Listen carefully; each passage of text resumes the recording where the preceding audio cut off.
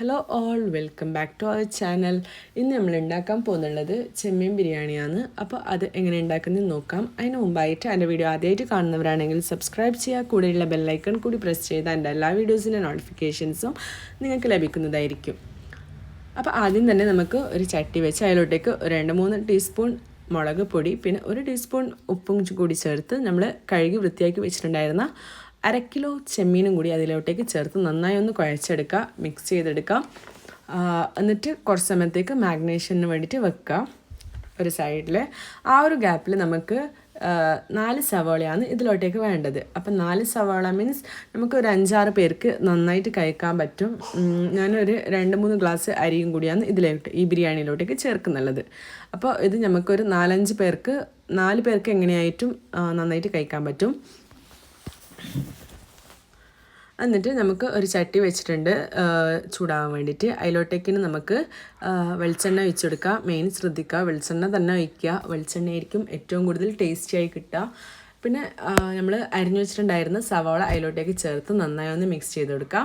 പിന്നെ ഇതിലോട്ടേക്ക് വേണ്ടതെന്ന് വെച്ചാൽ 2 തക്കാളി, പിന്നെ പേസ്റ്റ് ഒരു 5 പച്ചമുളകും കുറച്ച് വെളുത്തുള്ളി, പിന്നെ ഇഞ്ചീൻ്റെ ഒരു കഷ്ണവും കൂടി ചേർത്ത് നന്നായി ഒന്ന് പേസ്റ്റ് ചെയ്തെടുത്തതിന് ശേഷം ഉള്ളി വാടി വന്നതിന് ശേഷം നമുക്ക് ആ പേസ്റ്റും കൂടി ഒന്ന് ചേർത്ത് കൊടുക്കാം. അപ്പം നന്നായിട്ട് അതിൻ്റെ പച്ചമണമൊക്കെ മാറണം. പിന്നെ എങ്ങനെയായാലും നല്ലവണ്ണം ഉള്ളി വെന്തതിന് ശേഷം മാത്രമേ നമ്മൾ നമ്മുടെ ചെമ്മീൻ ചേർത്ത് കൊടുക്കുന്നുള്ളൂ. കാരണം ഉള്ളി നല്ല ജ്യൂസി ആവണം മെയിൻലി. പിന്നെ നമുക്ക് അതിലേക്ക് കുറച്ച് ഉപ്പും കൂടി ചേർത്ത് കൊടുത്ത് അതിനെ വേവാൻ വേണ്ടിയിട്ട് വെക്കുക.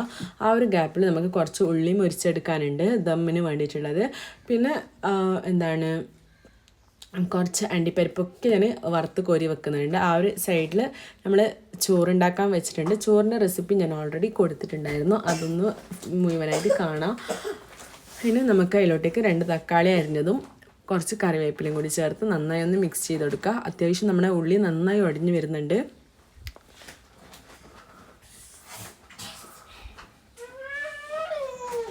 അപ്പോൾ ഇനി കുറച്ച് സമയം മൂടി വെച്ച് വേവിക്കുക ഉള്ളിനെ. ആ ഒരു ഗ്യാപ്പിൽ നമുക്ക് നെയ്ച്ചോറ് ഉണ്ടാക്കിയിട്ട് എടുക്കണം. ഇതിലേക്ക് ഞാൻ പച്ചമുളക്, കറുവപ്പട്ട മസാല, ഗരം മസാല, ഇടിയെല്ലാം ചേർത്ത് കൊടുത്തിട്ടുണ്ട്. പിന്നെ സാധാരണ ചെയ്യുന്ന പോലെ കറിവേപ്പില, പച്ചമുളക്, ക്യാരറ്റ് എല്ലാം ചേർത്ത് കൊടുത്തിട്ടുണ്ട്. എന്നിട്ട് 2 കപ്പ് അരിക്ക് 3 ഗ്ലാസ് വെള്ളമാണ് ചേർത്ത് കൊടുത്തിട്ടുള്ളത്. എന്നിട്ട് അരി വേവാൻ വെച്ചിട്ടുണ്ട്. ഇനി നമ്മുടെ മസാല നന്നായിട്ട് കുഴഞ്ഞ് വന്നിട്ടുണ്ട്. ഇനി അതിലോട്ടേക്ക് നമ്മൾ ചെമ്മീനും കൂടി ചേർത്ത് കൊടുത്ത് നന്നായിട്ട് വേവാൻ വെക്കുക. നല്ലോണം തിളച്ച് വരുന്ന സമയത്ത് ഇനി നമുക്ക് ബാക്കി മസാല ഒക്കെ ചേർത്ത് കൊടുക്കുക.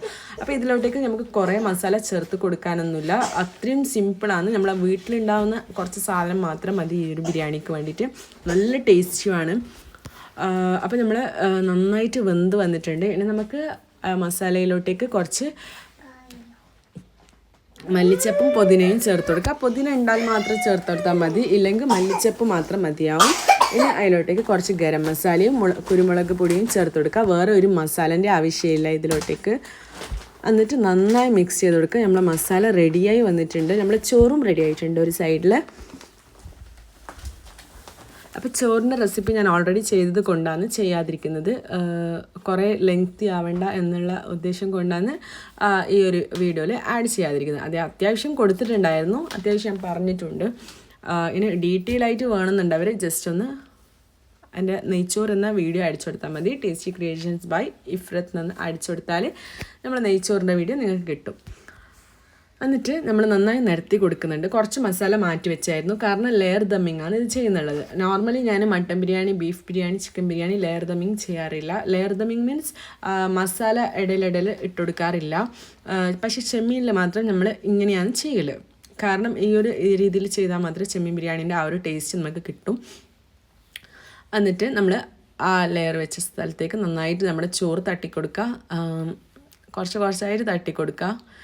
പിന്നെ കുറേ 2-3 കിലോ ഉണ്ടാക്കുന്നുണ്ടെങ്കിൽ നമുക്ക് ഈ ഒരു കയ്യിൽ വെച്ചിട്ട് ചെയ്യാതെ നമ്മൾ മൂടി വെക്കൂലേ, മൂടിപ്പാത്രം, അതിൽ എടുത്തിട്ട് വേവേ ഇട്ടുകൊടുക്കുക. അതായിരിക്കും ഏറ്റവും സുഖം. ഞാൻ പിന്നെ കുറേ ഇല്ലല്ലോ, കുറച്ചല്ലേ, അതിനെ കൊണ്ടാണ് ഈ കയ്യിൽ ദം ചെയ്തിട്ട് വെക്കുന്നുള്ളത്. പിന്നെ നമുക്ക് അതിലോട്ടേക്ക് നമ്മൾ പൊരിച്ച് വെച്ചിട്ടുണ്ട് കാഷ്യൂം, സവോള എല്ലാം ചേർത്ത് കൊടുത്ത് അതിനോടേക്ക് ചെറുപുളിയും ചേർത്ത് പുതിന മല്ലിച്ചപ്പൊക്കെ ഞാൻ ചേർത്ത് കൊടുക്കുന്നുണ്ട്. പിന്നെ കുറച്ച് കുരുമുളകും പിന്നെ നമ്മുടെ ഗരം മസാലയും കൂടി ചേർത്ത് കൊടുത്ത് നല്ല ടേസ്റ്റ് ആയിരിക്കും. കുറച്ചൊന്ന് വിതറി കൊടുത്താൽ മതി. പിന്നെ നമ്മൾ എന്താണ് നമ്മുടെ ചെമ്മീനെ നന്നായി ഒന്ന് പുരട്ടി വെക്കാം. ഐ മീൻ ഫുൾ എല്ലാ ഭാഗത്തേക്കും എത്തിക്കുക.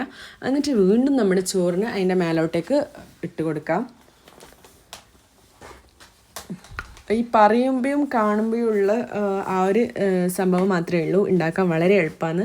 കുറേ സമയം ആവശ്യമുണ്ടാകുന്നില്ല, കുറച്ച് സമയം മതിയാവും. പെട്ടെന്ന് തന്നെ ഉണ്ടാക്കി കിട്ടുന്നുണ്ട്. കാരണം ചെമ്മീന് കുറേ വേവൊന്നുമില്ലല്ലോ. അപ്പോൾ അതിനെക്കൊണ്ട് നമുക്ക് പെട്ടെന്ന് തന്നെ ഉണ്ടായിട്ട് കിട്ടുന്നുണ്ട്. എന്നിട്ട് നമ്മൾ നന്നായിട്ടൊന്ന് നമ്മളെ ബാക്കി സാധനമെല്ലാം അതിൻ്റെ മേലോട്ടേക്ക് ഇട്ട് ചെറുനാരങ്ങയും കൂടി പിഴിഞ്ഞിട്ട് പിന്നെ നിങ്ങൾക്ക് വേണമെങ്കിൽ ലെയറിങ്ങിൽ നമുക്ക് കുറച്ച് നെയ്യോ ഡാൽഡയോ ചേർത്ത് കൊടുക്കാം കേട്ടോ. ഗസ്റ്റൊക്കെ ആണെങ്കിൽ ഡാൽഡ ചേർത്ത് കൊടുക്കുക. അപ്പോൾ നന്നായി ഒരു ഓയിലി സംഭവം നല്ല ചോറിലേക്ക് നല്ലൊരു വൃത്തി കാണും. അപ്പോൾ നമ്മുടെ ദമ്മ് നമ്മൾ പൊട്ടിച്ചായിരുന്നു. എന്നിട്ട് ഇനി നമുക്ക് നന്നായിട്ട് അതിനെ മിക്സ് ചെയ്തെടുക്കണം. അതാണ് നെക്സ്റ്റ് ടാസ്ക് എന്ന് പറയുന്നത്. കാരണം ചോറും മസാലയും നന്നായിട്ട് മിക്സ് ചെയ്ത് വരണം. അപ്പോഴാണ് ഇതിൻ്റെ ഒറിജിനൽ ടേസ്റ്റ് വരിക.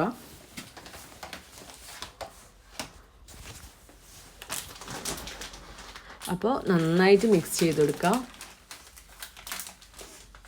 ഈസിയാണ്, സിമ്പിളാണ്. എല്ലാവരും ട്രൈ ചെയ്ത് ഫീഡ്ബാക്ക് അറിയിക്കുക കമൻറ്റ് ബോക്സിലൂടെ.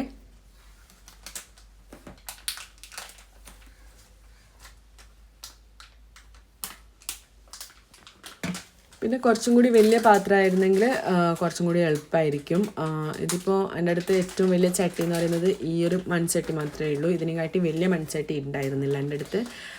അതുകൊണ്ട് ഞാനിങ്ങനെ അഡ്ജസ്റ്റ് ചെയ്ത് ഇങ്ങനെ മറിച്ചും തിരിച്ചിട്ടെടുക്കായിരുന്നു. നിങ്ങളുടെ അടുത്ത് കുറച്ച് വലിയ ചട്ടി ഉണ്ടെങ്കിൽ മുക്കാൽ ആ ഒരു രീതിയിലാവുന്ന സമയത്ത് തന്നെ നമുക്ക് എന്ത് ചെയ്യുക, സ്റ്റോപ്പ് ചെയ്യണം. ഇല്ലെങ്കിൽ നമുക്ക് തിരിച്ച് മറിച്ചിടാൻ പറ്റില്ല. അപ്പോൾ ഞാൻ ഇത് നന്നായിട്ട് മിക്സ് ചെയ്തതിന് ശേഷം കുറച്ച് സമയം മൂടി വെച്ചു. 5 മിനിറ്റ് നമ്മൾ മൂടി വെച്ചു, കുറച്ച് ദമ്മിൽ ആ ഒരു ഫുൾ സ്മെൽ സ്പ്രെഡ് ചെയ്യാൻ വേണ്ടിയിട്ട്. അതിന് ശേഷം ഞാനിപ്പോൾ വിളമ്പി കഴിക്കാനുള്ള സമയമായിട്ടുണ്ടായിരുന്നു. അപ്പോൾ ഞാൻ വിളമ്പി തുടങ്ങിയിട്ടുണ്ടായിരുന്നു. അങ്ങനെ നമ്മൾ കഴിക്കാൻ തുടങ്ങി. നല്ല ടേസ്റ്റ് ഉണ്ടായിരുന്നു. എല്ലാവരും ട്രൈ ചെയ്ത് നോക്കുക. ബിലാലിനൊക്കെ ഒത്തിരി ഇഷ്ടപ്പെട്ടായിരുന്നു. അതായത് നിങ്ങൾക്ക് ഈ വീഡിയോയിൽ തന്നെ കാണാൻ പറ്റും. അപ്പോൾ ഇന്നത്തെ വീഡിയോ ഇത്രയേ ഉള്ളൂ.